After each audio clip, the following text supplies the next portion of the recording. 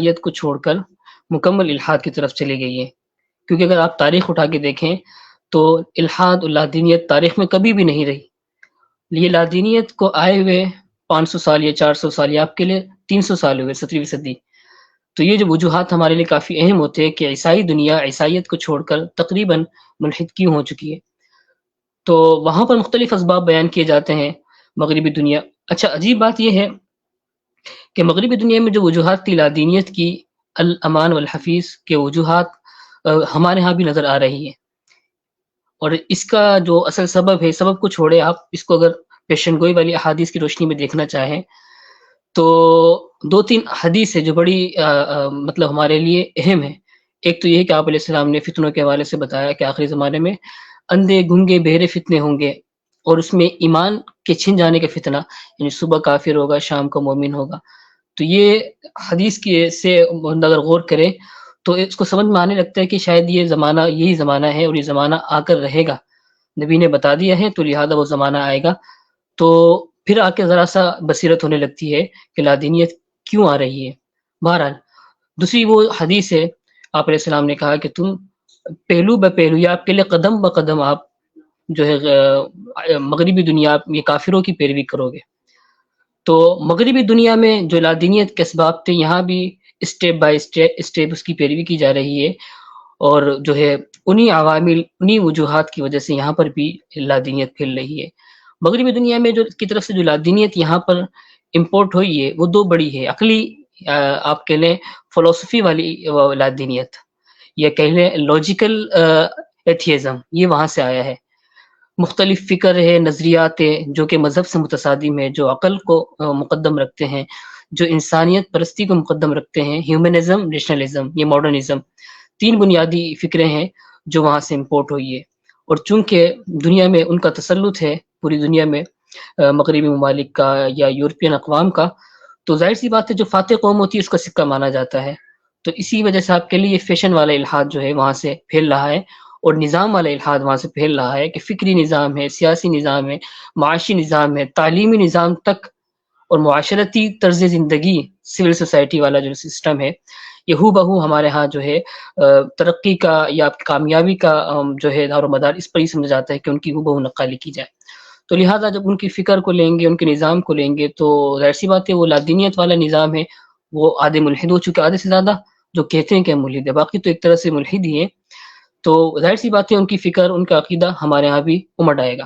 ایک بڑی وجہ تو اس میں میں نے مختصر سا کچھ تعارف کیا، اس پر کافی صفحات لکھے گئے ہیں. مولانا تقی امین صاحب مرحوم رحمۃ اللہ علیہ نے، دیگر حضرات نے اسباب پر بہت کچھ لکھا ہے. اب میں مسلم معاشرے کے حوالے سے بات کرنا چاہتا ہوں. مسلم معاشرے میں جو الحاد، یہ ایک بڑا سوالیہ نشان یہاں پر اٹھتا ہے کہ اسلام اور مسلم معاشرہ الحاد، یہ تو سمجھ میں نہ آنے والی چیز ہے. تو ہمارے مسلم معاشرے میں الحاد کو آئے ہوئے لمبا عرصہ نہیں ہوا. مغربی دنیا میں 500 سال ہوئے، تو ہمارے بر صغیر میں آپ کے لیے 15 سال ہوئے. عرب دنیا میں کچھ زیادہ عرصہ ہو چکا ہے فرانسیسی استعمار کے بعد. تو اس کی ابتدا بھی ایک طرح سے استعمار بنی تھی، یعنی زمینی قبضہ انہوں نے کیا، تو پھر انہوں نے اپنی فکریں اس کو رائج کرنا شروع کر دیا اپنے تعلیمی نظام کے ذریعے، اور جو ان کے ہتھ کنڈے ہو سکتے تھے. تو ہمارے ہاں خاص ایک بڑی جو اچانک الحاد کا گراف اوپر جانے لگا، اور یہ سوال جو 20 سال پہلے لوگوں کے ذہنوں میں نہیں ہوتے تھے، نوجوانوں کی طرف سے اشکالات نہیں آتے تھے، اس کو آپ یہ کہہ لیں کہ عملی فتنے تھے، علمی فتنے نہیں تھے. بنوری صاحب رحمۃ اللہ علیہ نے اس پہ لکھا ہے دور حاضر کی فتنوں جو ان کی کتاب ہے اس میں. تو عملی فتنے تھے، علمی فتنے نہیں تھے. تو یہ علمی فتنوں کی جو اپروچ نظر آ رہی ہے، جو صورتحال نظر آ رہی ہے، یعنی آپ کہہ لیں کہ عقائد کی فتنے، تو وہ ابھی اس کو 15 سال ہو گئے انٹرنیٹ کے آنے کے بعد. انٹرنیٹ آیا، ویب آئی، تو یہ جو لادین طبقہ تھا ان کو ایک کھلا اور وسیع میدان مل گیا جہاں پر وہ اپنی جو ہے شخصیت کو چھپا کر محنت کر سکیں.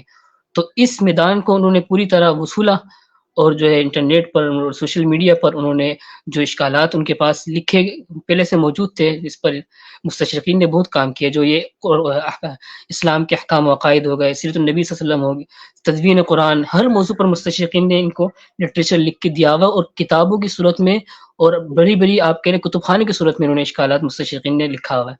تو یہ انہوں نے پیش کرنا شروع کیا. بہت سارے اسباب و عوامل ہیں. ایک مادیت پرستی کا بڑا فتنہ ہے، ایک میں نے آپ کو بتا دیا کہ ہم نے ان کی نقالی کرنی ہے. حدیث میں بھی آیا ہوا ہے، پیشن گوئی ہے. دوسری بات یہ ہے کہ یہاں پر ابھی کامیابی کا معیار بھی ہے کہ مغرب کی نقالی کرنا ہو بہو ہر چیز میں، یہاں تک کہ فکر میں بھی. تو ایک بڑی وجہ یہ بھی ہے. تو بہرحال اس میں جو ہے مختلف اسباب و عوامل جو بھی ہے، لیکن وہ فضا جو بھی نظر آ رہی ہے کہ پہلے ایک نوجوان وہ کہتا تھا کہ میں گناہ میں مبتلا ہوں تو گناہ گار ہوں، لیکن میں اپنے آپ کو گناہ گار سمجھتا تھا. لیکن اب کا نوجوان یہ کہہ رہا ہے کہ میں اگر اسلام پہ عمل نہیں کر رہا تو یہ میں ریزن کی بنیاد پہ ایسا نہیں کر رہا. اسلام کی ضرورت نہیں ہے، اسلام یا میری فطرت کے مطابق نہیں ہے، عقل کے مطابق نہیں ہے. یہ اسلام میں سختی ہے، یہ اسلام جو ہے میری ترقی کو روک رہا ہے، آزادی کو روک رہا ہے، جائز آزادی کو روک رہا ہے. یہ اسلام میری فطرت کے خلاف ہے. تو یہ جو ہے لاجیکل یا آرگومنٹس یا عقلی اشکالات کیے جا رہے ہیں اس وقت. یہ والی روش نہیں رہی کہ بھائی میں گناہ گار ہوں، میں مطلب بدعملی میں مبتلا تو ہوں لیکن چونکہ میں گناہ گار ہوں اور جو ہے ندامت بھی ہے، لیکن یہ ہے کہ اس کو عملی فتنہ آپ کہہ سکتے ہیں، عملی فتنے رہے ہیں ابھی تک. تو یہ جو علمی فتنے ہیں یہ نظر آ رہے ہیں. جو بھی اس پر اسباب ہو، گفتگو کو کافی لمبی ہو جائے گی، لیکن جو اصل پوائنٹ ہے وہ ہے کہ ان شبہات میں جو مبتلا ہو چکے ہیں ان کی مختلف کیٹیگری ہیں. ایک تو وہ نوجوان ہیں نئی شبہات میں جو مبتلا نہیں ہوئے، ہمارے عمومی مسلم سوسائٹی کی میں بات کر رہا ہوں، اس کا اگر جائزہ لے تو ایک بڑا طبقہ وہ ہے جو آپ سمجھ لیں جو اشکالات میں پڑتا ہی نہیں ہے، اس کو کوئی لینا دینا ہی نہیں ہے ہمارے تبلیغی جماعت سے جو ایک بڑا مجمع جڑا ہے. اسی طرح ایک عام مسلمان ہے جو کہتا ہے کہ بھائی میں نماز پڑھوں گا، روزے رکھوں گا اور مجھے ان سوالات کی طرف زیادہ نہیں جانا.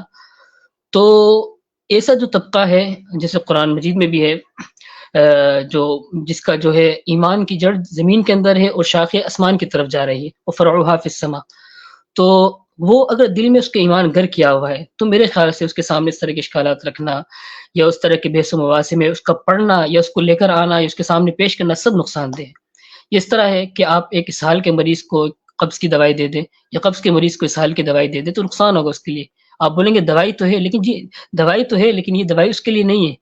تو ایک بڑا طبقہ جو ہمارے مسلم معاشرے میں ہے ان کو لگتا ہے کہ وہ اشکالات سے متاثر بھی نہیں ہوتے، نہ سنتے ہیں. وہ کہتے ہیں بس میں اللہ خیر صلی اللہ کروں گا اور اپنی زندگی گزاروں گا. تو یہ ایک بڑا طبقہ جو ہے الحمدللہ ابھی ایسا ہے، اس کا گراف سب سے زیادہ ہے. تو ہم نے جو ہے ان کو ان کی بنیادوں پر ہی محنت کرنا ہے، صحیح تعلیم، درست عقائد ان کو پیش کرنے ان کے سامنے. قرآن مجید ہے، تفسیر ہے، سیرت النبی صلی اللہ علیہ وسلم ہے، احادیث کے اسباق، فقہ کے اسباق، ان کو پڑھا کے ان کی بنیادوں کو ان کو جمع کے رکھنا ہے. اچھا دوسرا طبقہ ایسا ہے جو مخلص مسلمانوں کا ہے، جو مختلف اسباب کی وجہ سے ان کے سامنے مطلب تشکیک کا ماحول بنا ہوا ہے، تعلیمی ماحول ہو، سوشل میڈیا ہو، جو بھی ہو. ابھی تو یہ بھی تفریق نہیں رہی کہ پڑھا لکھا شخص الحاد کا شکار ہوتا ہے یا ایک آپ کہہ لیں جو ان ایجوکیٹ آدمی ہے وہ بھی سوشل میڈیا دیکھ کر اعتراضات سن رہا ہے، پڑھ رہا ہے، تو وہ بھی اس میں ایک طرح سے اللہ معاف کرے مبتلا ہو رہا ہے.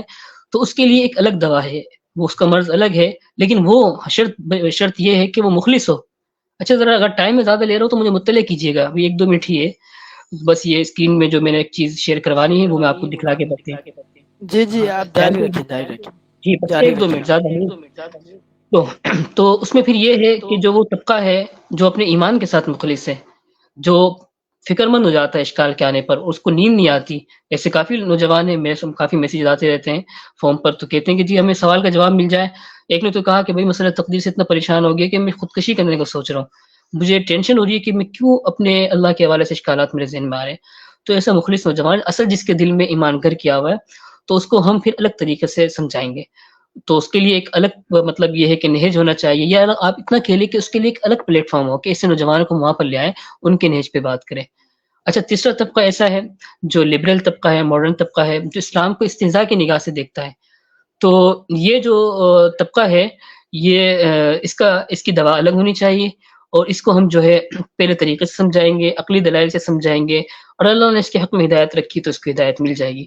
اور جو اصل ہماری جو محنت چل رہی ہوتی ہے عموماً اسی طبقے کے حوالے سے چل رہی ہوتی ہے.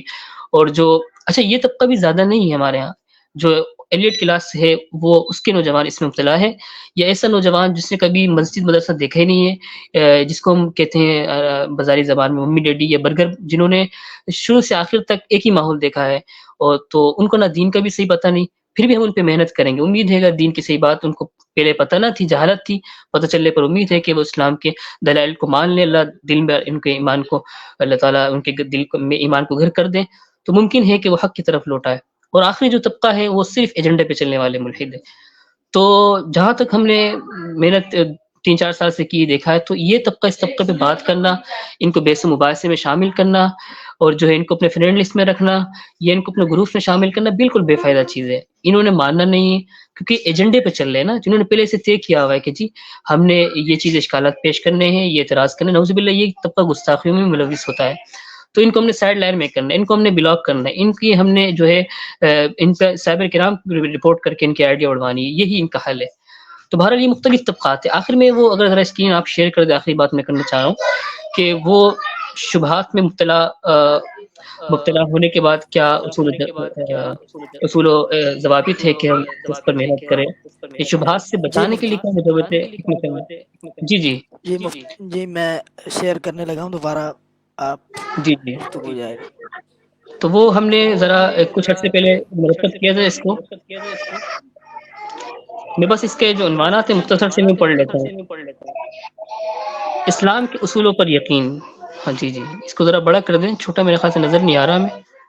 ہاں اس کو اگر بڑا، ہاں اسلام، ہاں اس طرح نظر آ رہا ہے. اسلام کے اصولوں پر یقین. سب سے پہلی بات تو یہ ہے کہ شبہات کی فتنے مبتلا ہونے سے بچانے کے لیے ہم جو ہے محنت یہ کریں گے کہ اسلام کے اصولوں پر یقین کروائیں گے، اور اس کے لیے درج ذیل وسائل استعمال کیے جا سکتے ہیں: قرآن کے بیان کردہ نشانیوں میں تدبر، موضوع کی کتب کا مطالعہ، قبول اسلام کے واقعات کا پڑھنا، سننا اور سنانا، اصلاح نفس کی محنت. ٹھیک ہے. اور اس کے بعد دوسرا بڑا یہ ہے، ایک منٹ ذرا میں یہاں خاموش کروا دوں، یہاں شور ہو رہا ہے.